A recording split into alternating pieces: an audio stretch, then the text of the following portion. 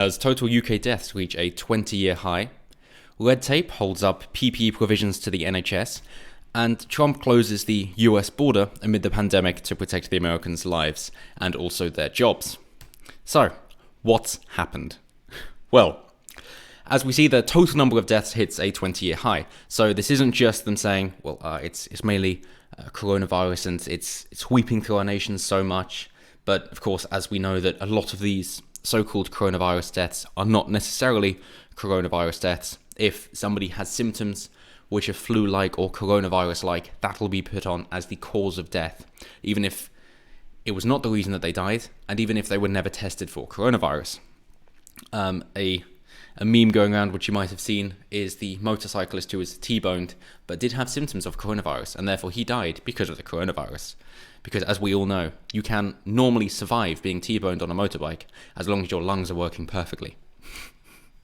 So, the Office for National Statistics said there were 18,500 deaths in the week up to 10th of April, about 8,000 more than is normal at this time of year.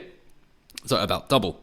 More than 6,200 were linked to coronavirus, a sixth of which were outside of hospital, but deaths from other causes also increased, suggesting the lockdown may be having an indirect impact on health. And that is something that I really want to focus on in particular here, because of course we're trying to say that we don't want the cure to be worse than the problem in terms of the national lockdown, and halting the economy is taking a nosedive of about 35%, depending on whose predictions you're looking at. And of course, unemployment is soaring considerably as well. People going for universal basic income and struggling to get by, not being able to get the supplies they need because the supply chains have been affected as well.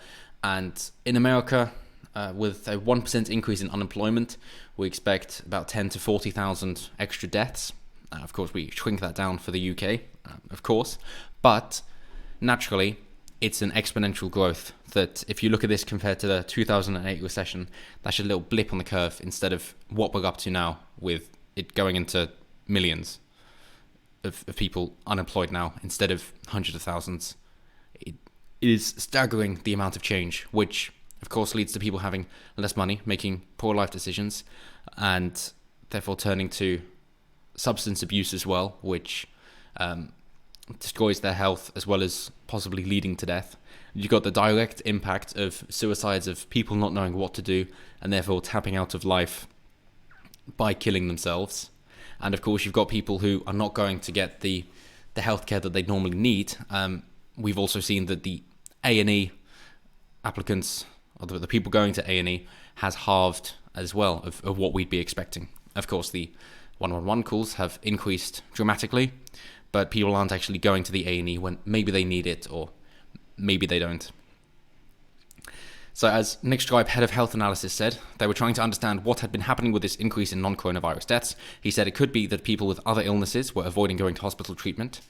Visits to A&E have halved since the pandemic started, and we've got elective surgeries, of course, which is whereby because you don't have the right to choose your own healthcare, instead your life is valued by some strangers on a board that you've never met, and they decide whether you're worth saving or if they're happy to let you die in order to help somebody else live. And that's what it's down to. You don't have the right to actually get the healthcare if you can afford it and you need it. It's down to these elective surgeries. And therefore, because of that, of course, we've got the coronavirus taking the center stage because we all love good PR, and therefore the other people aren't getting the help that they need. And this even applies for pregnancies as well, trying to get the prenatal care for the expectant mothers. So Nick Stripe added, it could take years to work out. Well, yes, of course, it depends who's in power then and what they want to say in order to sway the result. Mr. Stripe said you have to go back to January 2000 to see a high number of deaths in 1 week, and he said the true figure may have been even higher as the week includes Good Friday when some death registration facilities were closed. Each one is a person, each one has a family, we must always remember this, he added. Not to be confused with Stalin, of course, saying 1 death is a tragedy and 1 million is a statistic. A similar trend is being reported in Scotland, where there were nearly 2,000 deaths in the week up to 12th of April, and deaths in Northern Ireland are also up. Of course, we are seeing around the continent people saying, well, okay, we've hit the peak, maybe it's time to relax these a bit and start to open things up, schools going back, restaurants, as long as they're maintaining the social distancing, then that's fine. Of course, elsewhere, we've seen that tests being done around America, for example, to see, okay, well, how many people have actually got the got the virus, and we've seen as high as 36% of people testing positive with the virus at random.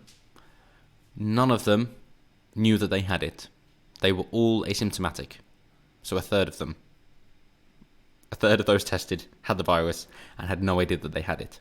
Which is great news, because that suggests that the social distancing isn't helping, so we can get back to normal, and it isn't necessary either, because it drops the fatality rate considerably. Of course, you do have the people at higher risk, and as Nick Strack mentioned, every person matters and every family is important, but it's also important to know that, of course, the other deaths are increasing as well. So, of course, they compare this to the flu, which has killed 3 times as more people this year than COVID-19. So it's not so bad yet, but we're expecting that to go up dramatically, of course. Although, if they flatten the curve, then it won't. So, at least there's that positive. But yes, in response, of course, we've seen a load of businesses not being able to keep up their normal schedule, in which case they've had to turn their attention elsewhere. As I say, the coronavirus is the main PR thing at the moment, in which case that is where people have been turning their attention. As I mentioned before, for breweries, that they've been making antiseptic gel instead, because it's the same alcohol that they can then distill out in order to kill the germs and the bacteria and the viruses, in order to help keep people healthy. And we've seen other places like Dyson making ventilators or CPAPs, and JCB making the housing for them. So as we've seen here, Paul Dodd, a Cheshire businessman, no relation to Ken Dodd, you could tell, has been left angry after his offer of 450 visors a day to the NHS has apparently been ignored. So he spent £8,000 on materials and wages for the work, but after 4 weeks has been forced to stop. So went through the website to say, okay, here's what I can do in order to help. He's already donated 2,300 visors to local hospitals as part of a separate crowdfunding project. And after employing 9 people and said he'd sourced the necessary materials for the work before they sold out, and they started work on a further 1,300 visors, which are stockpiled and ready to go. But because of the red tape, he can't. So obviously we've seen with Rishi Sunak bringing back some regulations in order to help other people. Unfortunately, it hasn't got around to him yet. Not to say they're not of any good, they are up to government standards, and he was able to ship them off to a surgeon who asked for 75 visors because he didn't feel safe without them, and successfully carried out a cardiac procedure and saved a woman's life, according to the surgeon and Mr. Dodd. So at least there is some private use for them. But the main story, of course, is immigration to the US to be suspended amid the pandemic. So with the economy in just a downfall, just free fall, that, of course, you don't want more people coming over in order to suck up the last of the jobs if you're looking to put your own nation first and you're not an open borders advocate, which, of course, we know Trump is very much for America first.